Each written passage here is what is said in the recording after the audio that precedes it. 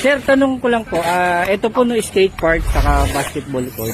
Kasi marami tayong mga kabataan yun, nakikita ko nag-skateboard sa labas. Paano sila makakapag ano dito, sir? Schedule po para magamit nila yung skate park. Kukuha sila ng permit sa office, sa Manila Zoo, sa recreation, para pag nabigyan ng permit, makakapaglaro sila.